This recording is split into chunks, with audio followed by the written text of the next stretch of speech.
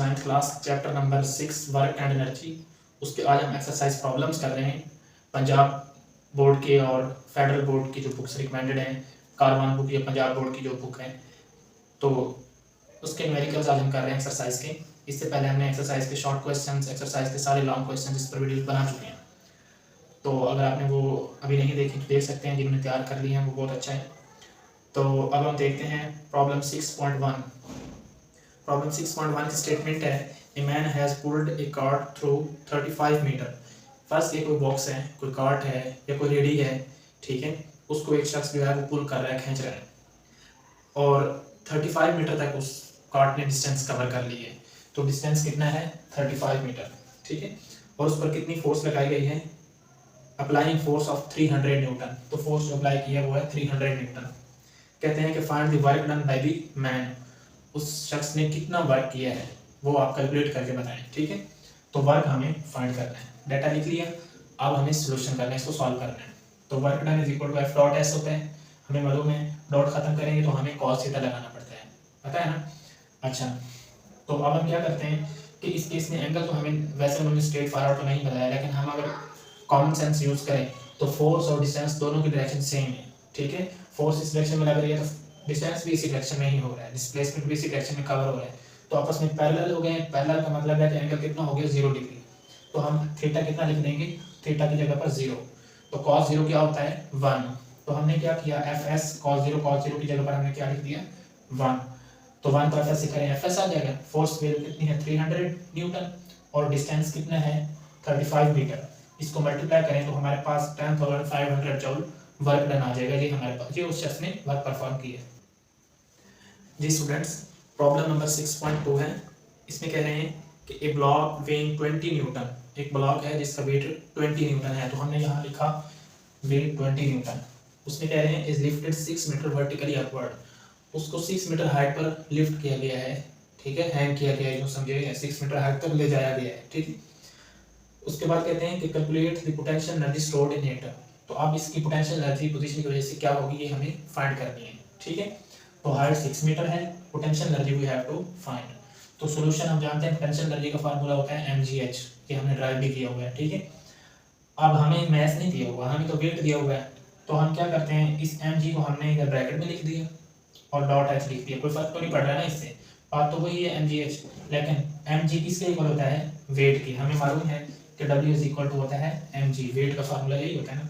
तो इस mg की जगह पर हम वेट लिख लेंगे क्योंकि हमें वेट गिवन है।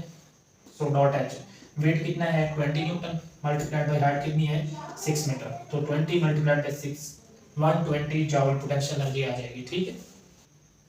जी स्टूडेंट्स, प्रॉब्लम नंबर 6.3, इसमें कहा जा रहा है a car weighing 12 kilo newton has speed of 20 metre per second. एक कार है जिसका वेट 12 किलो न्यूटन है। तो हम यहाँ पर वेट लिखा 12 किलो न्यूटन, ठीक है। किलो 10⁻³ होता है, 7 न्यूटन लगा दिया, ठीक है। और उसकी स्पीड कितनी है? 20 मीटर पर सेकंड। तो speed is 20 metre per second, ठीक हो गया। ये हमने डाटा लिखा है। आप अगर किलो ये 10⁻³ को खत्म करना चाहते हैं तो 1000 के इक्वल होता है, तो 1000 को 12 से मल्टीप्लाई करें तो ये 12,000 न्यूटन वेट बन जाता है, ठीक है। हमें मालूम क्या करना है? Find its kinetic energy. Kinetic energy we have to find. हम जानते हैं kinetic energy equal to half mv² होता है, ठीक है। लेकिन हमारे पास वेट दिया हुआ है, मैस नहीं है, तो हम मैस कैसे मालूम करेंगे? उसके लिए हम जानते हैं w इक्वल टू mg वाला फार्मूला, ठीक है। w इक्वल टू mg हमें ये मालूम है। तो यहाँ से m इधर है, g को इधर डिवाइड कर दें। तो ये वेट कितना है यहाँ पर? ये 12,000 न्यूटन है ना। ये इधर लिखा, g की वैल्यू कितनी होती है आज के लिए? 10 मीटर पर सेकंड स्क्वायर, ठीक है। ये 10 लिखा, इसको सॉल्व करें तो ये 1200 kg मैस आ जाएगा हमारे पास, ठीक है। इस 0 से 0 कट जाएगा, 1200 बच गया, 1200 kg। अब हम आसानी से काइनेटिक एनर्जी मालूम कर सकते हैं क्योंकि हमारे पास मैस आ गए। Kinetic energy equal to half mv², half लिखा, मैस वैल्यू 1200, v कितना है? 20, इसका स्क्वायर, वेलोसिटी 20 थी ना, उसका स्क्वायर, 2 1 2 2 6 12, तो 600 आ गया। 20 का स्क्वायर 400, इसको मल्टीप्लाई करें तो 24 के बाद 4 zeros हैं, ठीक है। तो आप इसको, अगर आप इसको किलो जॉल में कन्वर्ट करना चाहते हैं, ठीक है, तो क्या करेंगे? यहाँ से डेसिमल को 3 डिजिट्स इस साइड पर मूव करवाएंगे, तो 240 10⁻³ जॉल। 10⁻³ किसके इक्वल होता है? किलो के। तो 240 किलो जॉल। आपका आंसर यहाँ तक भी सही है। अगर वो ये ना कहें कि किलो जॉल में फाइंड करें तो आप यहाँ तक भी आपका आंसर लिख सकते हैं, ठीक है। और अगर आप इसको किलो जॉल में कहें, मेगा जॉल में कहें, तो फिर आप इस तरह कन्वर्ट कर सकते हैं, ठीक है। जी स्टूडेंट्स, प्रॉब्लम नंबर 6.4, इसमें कहा जा रहा है ए 500 ग्राम स्टोन इज थ्रोन अप। एक स्टोन है और उसको अपवर्ड थ्रो किया है, ये स्टोन है फर्स्ट किया, ठीक है, और उसका मास कितना है 500 ग्राम। इसको किलोग्राम में करेंगे, डिवाइड बाई 1000 करेंगे, 0.5 kg आ जाएगा। उसके बाद किस स्पीड के साथ इसको थ्रो किया है यहाँ से ग्राउंड से, वो स्पीड है 15 मीटर पर सेकेंड, ठीक है। कहते हैं find its potential energy at maximum height. जब ये मैक्सिमम हाइट पे पहुंच जाएगा तो इसकी यहाँ पर पोटेंशियल एनर्जी बताएं, और क्या बताएं, kinetic energy when it hits the ground. तो इसकी यहाँ पर काइनेटिक एनर्जी भी बताएं जब ये यहाँ पर वापस हिट करेगा ग्राउंड को, ठीक है। तो काइनेटिक एनर्जी ग्राउंड पर हम देखेंगे, ठीक है, तो वो भी बतानी है। तो इसके लिए हम जानते हैं कि इंटर कन्वर्जन ऑफ एनर्जी को अगर हम देखें, या कंजर्वेशन ऑफ एनर्जी जो है, law of conservation of energy, energy can be converted from one form to another form. तो एनर्जी कन्वर्ट होगी, काइनेटिक एनर्जी यहाँ पर पोटेंशियल में कन्वर्ट हो, पोटेंशियल एनर्जी इधर आएगी, यहाँ पर काइनेटिक में कन्वर्ट हो जाएगी, ठीक है। तो potential energy at maximum height is equal to kinetic energy of body when it hits the ground. ऐसे ही है ना, यही हमने पढ़ा था इंटर कन्वर्जन ऑफ एनर्जी में। अब पोटेंशियल एनर्जी जो है वो मैक्सिमम हाइट पर पोटेंशियल एनर्जी को P डॉट E लिख दिया, और काइनेटिक एनर्जी को K डॉट E, और उसका फार्मूला हम जानते हैं, हाफ mv स्क्वायर होता है, ठीक है। अब हमने क्या किया कि 1/2 कैसे लिखा, मैस कितना है 0.5, वेलोसिटी कितनी है 15, उसका स्क्वायर आ गया। अब हमने क्या करना है कि 1/2 0.5 ऐसे है, 15 का स्क्वायर लें 225 आ गया। 225 को 0.5 से मल्टीप्लाई करें तो 112.5, और ये डिवाइड में 2 ऐसे लिख दिए। इसको सॉल्व करते हैं तो 56.25 जॉल आ जाएगा। तो ये आपके पास क्या आ गई है, potential energy at maximum height.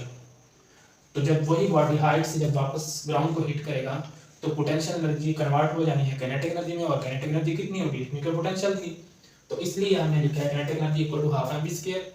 तो आप वैल्यूज पुट करके कैलकुलेट करें या इससे डायरेक्ट लिखें, एक ही बात है, कोई फर्क नहीं पड़ने वाला, क्योंकि हमने पहले ही कैलकुलेशन कर ली है। So kinetic energy at the ground will be 56.25 joule. जी स्टूडेंट्स, प्रॉब्लम नंबर 6.5, इसमें कहा जा रहा है on reaching top of slope 6 metre high from its bottom. Bottom से टॉप पर जा रहा है एक साइकिलिस्ट, और हाइट कितनी बनती है यहाँ बॉटम से टॉप पर 6 मीटर, ठीक है। कहते हैं कि cyclist speed 1.5 metre per second, cyclist की जो स्पीड है वो 1.5 मीटर पर सेकंड है। डाटा लिखा हमने, find kinetic energy and potential energy of the cyclist. Kinetic energy भी बताएं और पोटेंशियल एनर्जी भी फाइंड करें। जबकि mass of the cyclist and his cycle is 40 kg, तो मास कितना है 40 kg, ये डाटा लिख लिया हमने। अब हम इसको सॉल्व करते हैं। Kinetic energy equal to half mv square formula है, ठीक है, और यहाँ पर हाफ लिखा, मास 40 है, वेलोसिटी 1.5 का स्क्वायर, 2 को 40 से काटें तो 20 बच जाएगा, तो 20 को 1.5 का स्क्वायर किया 2.25 इससे मल्टीप्लाई करें तो 45 जॉल आ जाएगा, ठीक है। Kinetic energy equal to 45 joule. अब पोटेंशियल एनर्जी मालूम करने के लिए हमने ये फार्मूला लगाया mgh। अब आप सोच रहे होंगे कि हमने जो 6.4 में जो फार्मूला लगाया था कि kinetic energy at maximum height is equal, sorry, kinetic energy at ground is equal to potential energy at maximum height, तो वो हमने यहाँ पर क्यों नहीं लगाया। उसकी वजह ये है कि उस केस में स्टोन को सीधा अपवर्ड थ्रो किया था और फिर स्टोन वापस उसी पाथ के थ्रू ग्राउंड को हिट कर रहा था, ठीक है। तो इस तरह जो है वो इंटर कन्वर्जन ऑफ एनर्जी थी, वो जब बॉडी का सेम पाथ हम देखते हैं, सेम लाइन के थ्रू जब यानी कि मूव करते हैं, लेकिन यहाँ पर पाथ जो है वो इंक्लाइंड पाथ है। तो इंक्लाइंड पाथ में हम वो वाला इंटर कन्वर्जन ऑफ एनर्जी वाला जो तरीक़ेकार है वो हम यहाँ पर नहीं कंसिडर करेंगे, ठीक है। तो इसलिए हमने पोटेंशियल एनर्जी इस केस में mgh के साथ मालूम कर रहे हैं। मैथ भी है, g की वैल्यू 10 होती है, हाइट भी है, तो इसको सॉल्व करें तो 2400 जॉल पोटेंशियल एनर्जी आ जाएगी। जी स्टूडेंट्स, प्रॉब्लम नंबर 6.6, इसमें कह रहे हैं a motor boat moves at steady speed 4 metre per second. एक मोटर बोट है, एक कश्ती है जो मोटर से चल रही है और उसकी स्पीड कितनी है 4 मीटर पर सेकेंड स्पीड लिखी। कहते हैं कि water resistance acting on it, जब वो बोट मूव कर रहे हैं ना तो उस पर जो वाटर रेजिस्टेंस है, वाटर जो अपोजिशन में एक फोर्स लगा रहे हैं, वो फोर्स कितनी है, वाटर रेजिस्टेंस बेसिकली फोर्स ही होती है और वो है 4000 न्यूटन, ठीक है, ये लिख दिया। कहते हैं calculate the power of its engine, तो उसके इंजन की पावर बताएं, जो उस मोटर के इंजन की हमने पावर बतानी है, पावर हमें फाइंड करनी है। अब पावर हम जानते हैं वर्क डिवाइड बाई टाइम होता है, और वर्क किससे इक्वल होता है, एफ डॉट एस के फार्मूला हमने पढ़ा हुआ है, और ये टाइम हमने वैसे लिख दिया। ठीक है, अब क्या करें, एफ को इधर लिख दें और डिस्टेंस और टाइम के दरमियान रेशो बना लें, कोई फर्क नहीं पड़ता, दोबारा से वही चीज़ बन सकती है F dot S by T. ठीक है, लेकिन ऐसा करने से हमें फ़ायदा है। वो कैसे कि हमें मालूम है कि डिस्टेंस डिवाइडेड बाई टाइम जो है वो स्पीड के इक्वल होता है। ठीक है, distance by time is equal to speed.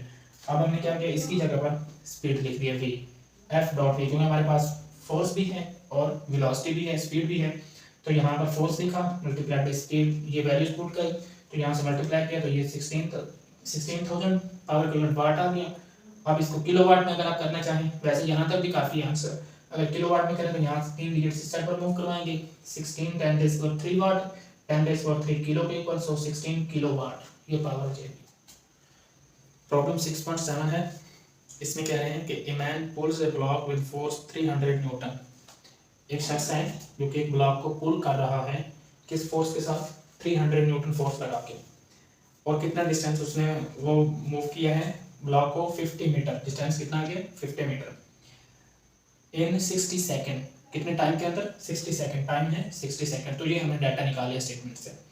कहते हैं कि फाइंड दी पावर, पावर बताएंगे उसने यूज़ की है। ठीक है, तो पावर हमें फाइंड करनी है, इसका सोल्यूशन बनेगा power is equal to work divide by time, ये फार्मूला हम जानते हैं, वर्क एफ डॉट एस, ये डिवाइड में टी वैसे आ गया, फोर्स भी है, डिस्टेंस भी है, टाइम भी है, बस वैल्यूज पुट करनी है, फोर्स 300, डिस्टेंस 50 और टाइम 60, 300 को 50 से मल्टीप्लाई करें 15,000 डिवाइडेड बाई 60 बन जाएगा। अब 15,000 बाई 60 करेंगे तो 250 वाट ये पावर आ जाएगी।